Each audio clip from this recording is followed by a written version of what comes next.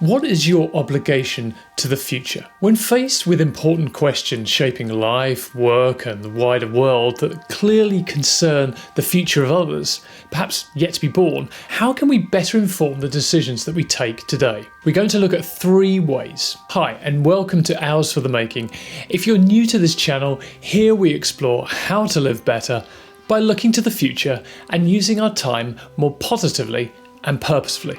Generations of future people will inhabit the earth for centuries and hopefully millennia to come. But the idea of generations of people we will never meet can feel abstract and detached from our everyday lives. When it comes to taking action today on issues that affect their lives to come, we're challenged to weigh up the future in order to decide how or whether we should act. And this poses a heavy question. What are our obligations to 2 distinct sets of people, those alive today and those yet to be born? Let's look at 3 ideas, beginning with some numbers to help us frame the question. In his book, The Good Ancestor, public philosopher Roman Krznaric suggests that we picture a set of scales. On the one side sits everyone alive today, some 7.7 billion people. On the other sits everyone yet to be born.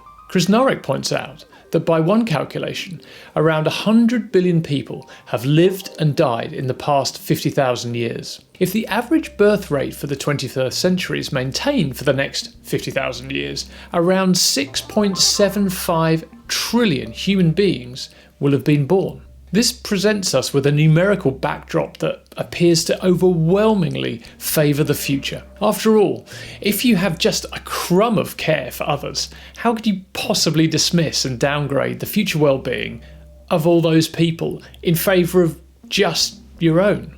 This takes us to our second idea, a cataclysmic event. The philosopher Derek Parfit explored this thorny ethical question in a thought experiment that considers a hypothetical cataclysmic event. He considers 2 scenarios. In the first, a cataclysmic event dispatches 90% of humanity. In the second, 100% of humanity perishes. Parfit then poses a simple question. How much worse is scenario 2 than scenario 1? On the one hand, some might say, well, 10% worse, as the raw number of people wiped out is 10% higher. Parfit, on the other hand, would argue that the second scenario could be worse by a huge margin. His reasoning?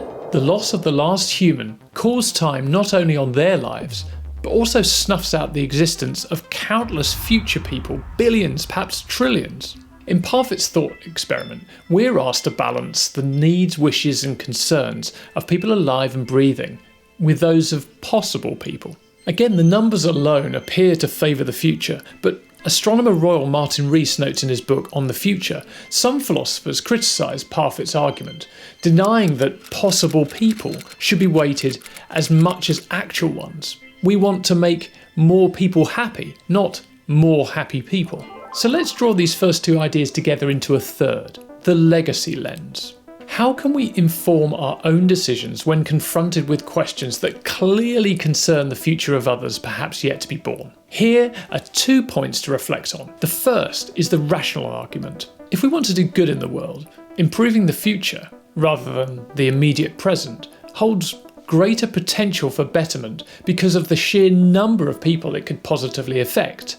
It's a gearing effect of time. In other words, the numbers become a no-brainer. We should weigh the future more greatly because of the number of future possible people and act in accordance with the numbers. The second point is the emotional argument. Here we're talking about the human connection to these numbers. How are you related to these people through the lives of your children, nieces and nephews and grandchildren, and their children?